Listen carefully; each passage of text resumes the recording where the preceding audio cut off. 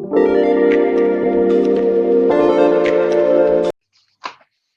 baik, terima kasih kepada Romo Afan yang telah memberikan kesempatan bagi kami untuk membawakan sesi diskusi Dhamma ini, dan juga kepada Bante Adi Kusalo Mahatera yang mendami Bante, kepada Romo Pandita, Pasaka Upasika yang berbahagia pada malam hari ini, baik dari Zoom maupun yang ada di Facebook. Pertama-tama saya menyampaikan ya selamat menjalankan Hari Uposatha. Karena hari ini bagi umat Buddha adalah Hari Uposatha. Hari bulan gelap ya. Bulan gelap, Uposatha bulan gelap. Nah, di dalam kalender Imlek itu juga tanggal 1 ya, tanggal 1 bulan 7. Nah, jadi memang dalam Uposatha ini antara Buddhis dengan kalender Buddhis dengan kalender Imlek itu biasanya sama. Tapi kadang-kadang juga bisa beda ya Uposathanya. Jadi bagi kami para biku kebetulan Uposathanya itu kemarin. Nah, tapi bagi umat itu Uposathanya hari ini. Kadang-kadang bisa beda, kadang-kadang sama. Ya ini hanya masalah perhitungan saja. Tapi secara umum ya setiap kali hari Uposatha entah itu bulan gelap ataupun bulan terang, maka umat Buddha bisa menjalankan Uposatha Sila atau biasa yang dikenal dengan istilah Atthasila, yaitu 8 sila. Nah, biasanya juga banyak umat bersemangat ya untuk menambah kebajikan pada hari Uposatha. Ya, misalnya dengan bacakan parita, kemudian meditasi, melakukan puja, dan berdiskusi Dhamma. Ya, seperti yang kita lakukan pada kesempatan kali ini. Nah, ini mungkin kesempatan kali keberapa ya? Kali kedua kali. Ya, saya mengisi di sini, di Pusdiklat Arama ini, ya, via Zoom. Dan seperti tadi yang sudah disampaikan, bahwa topik yang akan kita bahas pada malam hari ini adalah tentang Patidana dan Ulambana. Nah, kalau masalah Patidana, saya yakin bahwa sebagian besar umat Buddha sudah paham, mengerti apa itu Patidana, ya, bagaimana cara melakukan Patidana, apa manfaatnya. Ya, umat Buddha pasti sudah mengerti. Tetapi kalau kita kaitkan dengan Ulambana, nah ini apa hubungannya? Lalu apa perbedaannya? Ya, di sini kita akan membahas tentang Patidana sekaligus juga membahas tentang Ulambana. Bapak, Ibu, Saudara-saudari sedama yang berbahagia, ya Patidana seperti yang sudah diketahui adalah cara kita untuk melakukan kebajikan ya, dan mempersembahkan kebajikan itu kepada mereka yang sudah meninggal dunia, ya, khususnya keluarga, famili, ya, leluhur yang sudah tiada. Itu yang namanya Patidana. Dan umat Buddha sudah biasa, sudah sering diajarkan, dianjurkan untuk melakukan Patidana kapan saja. Ya, siapa ada kesempatan untuk berbuat baik, Anda semua bisa melakukan Patidana. Nah, lalu apa itu Ulambana? Terkait dengan Ulambana, ini memang mungkin istilah yang sudah tidak asing bagi kita, karena apalagi bagi orang yang ini ya lekat dengan tradisi, Ulambana ini juga sebetulnya dianggap sama dengan Patidana. Tetapi secara umum, Ulambana itu adalah perayaan yang mana merupakan dari tradisi Buddhisme Mahayana. Ya, Mahayana. Kalau Theravada sendiri kita tidak mengenal istilah Ulambana. Yang ada itu hanya Patidana. Ya, Patidana. Atau Dakina ya, Dakina. Jadi persembahkan kebajikan. Patidana, itu Dakina. Nah, Ulambana ini adalah istilah dari Mahayana. Nah, maka ada sedikit perbedaan di sini.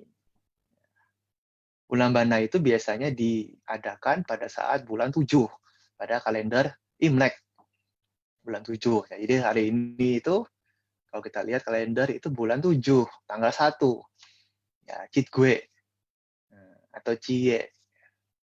Tanggal 1. Jait kan? Tanggal 1. Nah, ini sudah masuk dalam masa Ulambana. Nah, jadi biasanya Ulambana itu diadakan selama 15 hari. Di tanggal 1 sampai tanggal 15 puncaknya itu Capgo. Nah, pada tradisi awalnya dijelaskan bahwa Ulambana ini adalah tradisi untuk menghormat kepada anggota sangga yang telah menyelesaikan masa wasa. Nah, jadi biasanya kalau umat ya yang berbakti tentu akan menghormati sangga sebagai komunitas murid-murid Sang Buddha yang masih ada sekarang. Dan ketika masa wasa selama 3 bulan itu, ya kami anggota sangga akan berjuang untuk mendalami Dhamma itu lebih intens lagi, ya lebih continue. Jadi betul-betul berjuang selama masa wasa ini. Jadi tidak banyak bepergian, tidak banyak aktivitas, tidak banyak kegiatan, hanya fokus kepada diri sendiri, fokus ke dalam. Nah, itulah jadi ketika selesai masa wasa, kemudian umat-umat akan dengan penuh keyakinan mempersembahkan kebutuhan yang layak ya, bagi sangga. Nah, setelah melakukan kebajikan itu, maka mereka, para umat, bisa melakukan pelimpahan jasa atau patidana. Jadi sebetulnya kalau kita lihat di sini, Ulambana itu adalah satu perayaan atau satu kegiatan yang sangat positif, yang sangat baik. Karena berdana kepada sangga, ya apalagi dalam jumlah yang cukup banyak, itu kan dikatakan kualitasnya tinggi sekali, ya sangat baik dan manfaatnya juga sangat baik. Nah, apalagi setelah itu mereka melakukan pelimpahan jasa, patidana. Itu juga baik. Nah, memang ceritanya di sini yang berbeda apa? Yang berbeda adalah kisah di balik Ulambana itu. Nah, kalau kita pernah baca ya, Ulambana Sutra yang ada dalam teks Mahayananya, di sana kan dijelaskan bahwa tentang kisahnya Bante Moggallana. Ya, Bante Moggallana. Nah, jadi Bante Moggallana ini dikenal dengan kesaktiannya. Kemudian beliau bisa melihat kehidupan makhluk-makhluk. Jadi ketika satu makhluk meninggal, beliau bisa tahu itu kemana. lahirnya. Kemudian juga ada satu makhluk bisa bisa dikunjungi, misalnya kalau di alam peta ya beliau bisa pergi ke sana. Kalau di alam neraka juga bisa pergi. Di alam surga juga bisa ke sana. Nah, kebetulan pada waktu itu Bante Moggallana melihat bahwa ibunya sendiri yang sudah meninggal itu terlahir di alam neraka. Ya, di alam yang sangat menderita. Ya, di sana itu bisa dikatakan hidupnya penuh dengan penderitaan. Ya, hidup juga tidak enak, disiksa begitu ya. Mati juga tidak bisa. Jadi penuh dengan penderitaan setiap saat. Nah, itu ibunya sendiri yang meninggal. Yang terlahir di alam menjadi makhluk di neraka itu. Nah, dengan kekuatannya ini Bante Moggallana ingin menolong ibunya, tapi tidak bisa. Kasih makan, tidak bisa. Karena itu memang sudah karma buruknya yang begitu berat. Ya, kasih makan malah jadi api ya, bara api. Kasih minum ya malah jadi air asam. Jadi tidak bisa dikonsumsi, tidak bisa digunakan. Nah, kemudian beliau tanya ke dewa Yama ya, raja nerakanya. Bagaimana cara menolong? Nah, kemudian dijelaskan kamu harus pergi ke Sang Buddha. Kemudian mempersembahkan sanggadana kepada para biku. Nah, kemudian Bante Moggallana ini ya sudah akhirnya menghadap Sang Buddha dan meminta izin untuk mempersembahkan ya misalnya makanan dan lain-lain kepada Sang Buddha dan para biku, semua sangga ya. Nah, setelah begitu selesai, kemudian beliau melakukan patidana, pelimpahan jasa untuk ibunya itu dan untuk beberapa makhluk yang juga berhubungan yang ada di sana. Itu semuanya bisa selesai penderitaannya dan ya terlahir kembali di alam yang lebih baik. Jadi sebetulnya kan ini ceritanya mirip dengan yang ada di dalam Tipitaka Pali, yaitu cerita tentang Raja Bimbisara. Ya, cerita tentang Raja Bimbisara itu kan mirip ya ceritanya. Tapi bedanya kalau di kita, di Pali ini, itu tentang Raja Bimbisara. Tapi kalau di Mahayana itu ceritanya, Ulambana itu tentang Bante Moggallana. Tapi pada intinya sama, yaitu melakukan patidana, pelimpahan jasa. Nah, jadi kalau kita ambil kesimpulan, patidana dan ulambana itu memang secara tradisi, secara cerita itu bisa berbeda, tetapi secara inti, ya secara esensinya itu sebetulnya sama, yaitu bagaimana kita ya sebagai umat Buddha ya harus memiliki satu kualitas batin yang disebut sebagai katanyuk kata wedi, yaitu tahu balas budi. Nah, balas budi kepada orang yang berjasa. Tentunya dalam hal ini ya khususnya adalah kepada orang tua yang sudah meninggal dunia. Kalau masih hidup, ya kita bisa berbakti dengan berbagai macam cara. Kalau sudah meninggal, nah kita lakukan patidana, pelimpahan jasa. Nah, jadi ini adalah cerita tentang Ulambana. Jadi itu biasanya diadakan pada saat bulan 7. Nah, kemudian di Indonesia sendiri bagaimana? Kita tahu tradisi itu kan berkembang sangat cepat ya. Dan juga membaur dengan tradisi setempat. Nah, di Indonesia ini dikenal, selain Ulambana itu namanya, juga dikenal dengan istilah Cioko. Ya, Cioko. Atau Kuice ya, Kuice. Nah, itu juga sebetulnya sama. Ya, Ulambana, Cioko itu kan sama. Nah, festivalnya atau perayaannya yang paling meriah itu pada saat tanggal 15, yaitu pada saat Cap Go-nya. Ya, itu namanya apa ya? Jiepan ya, Jiepan atau Chit Kue Pua itu. Zhongyuanjie namanya. Jadi festival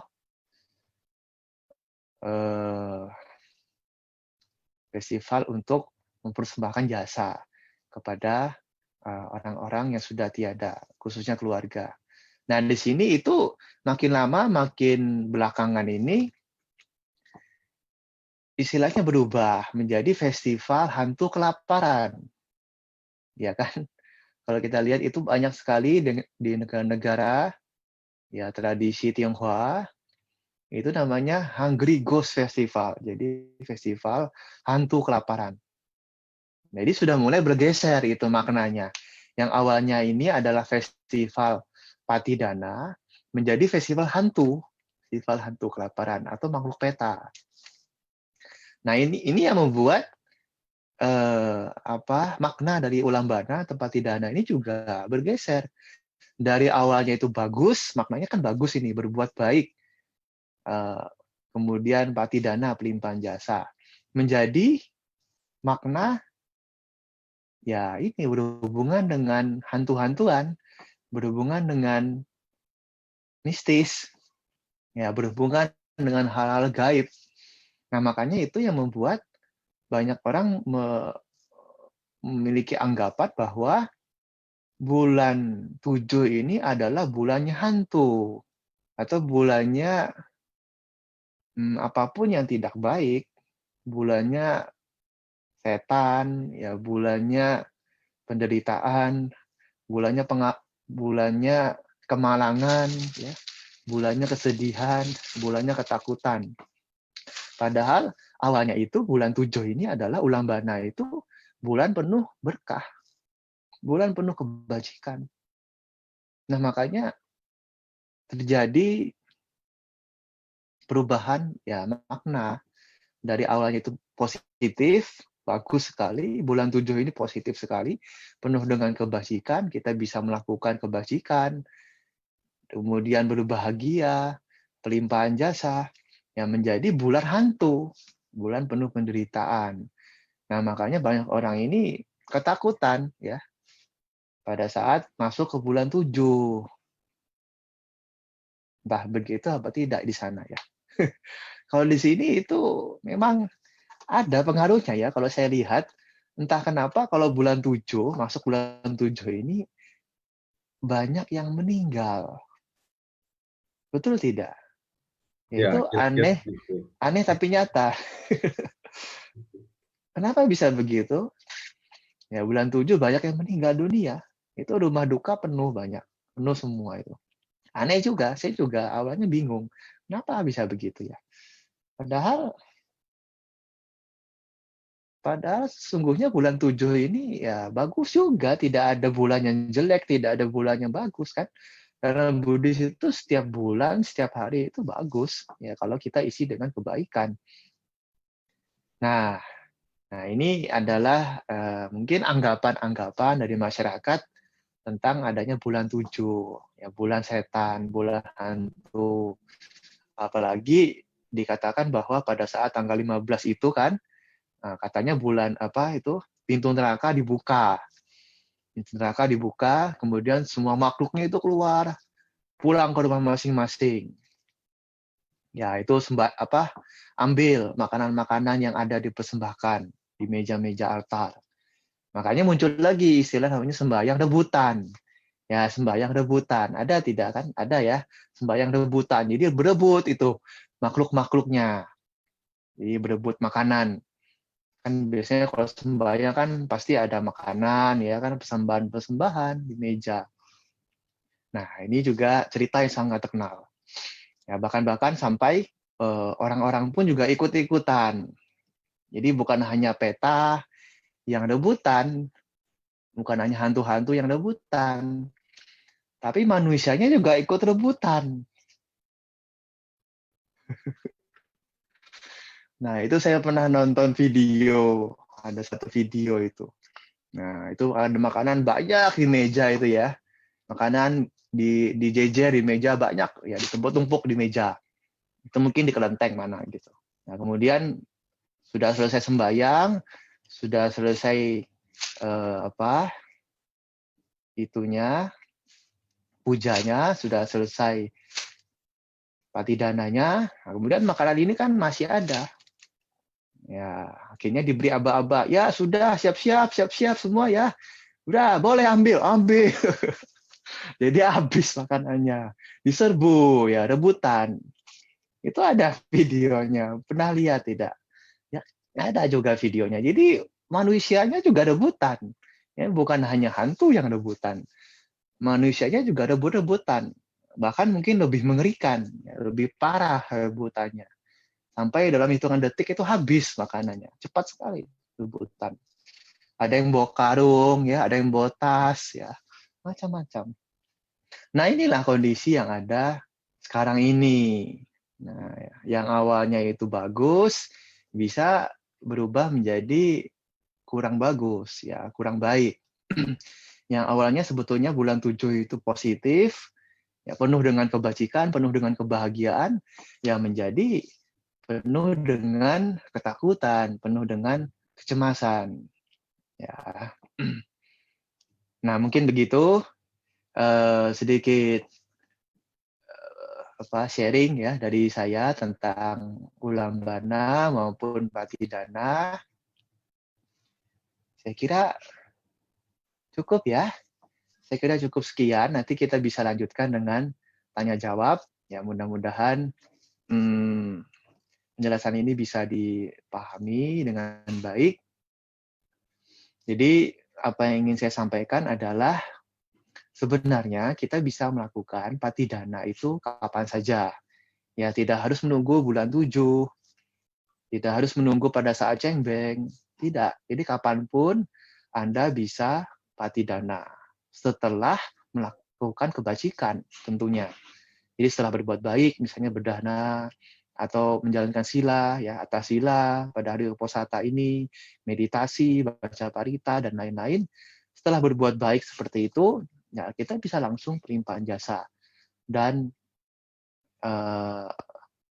tidak harus ke wihara. Bisa juga di rumah, bisa lewat pikiran masing-masing, arahkan pikirannya kepada para keluarga, famili yang sudah meninggal, ya kita bisa langsung patidana. Jadi itu yang ingin saya sampaikan. Ya, semoga kita semua semakin ya bertambah yakin dengan ajaran Sang Buddha dan bisa terus mengembangkan kebajikan. Ya, salah satunya adalah patidana atau pelimpahan jasa ini. Dan semoga semuanya itu berbahagia. Terima kasih ya.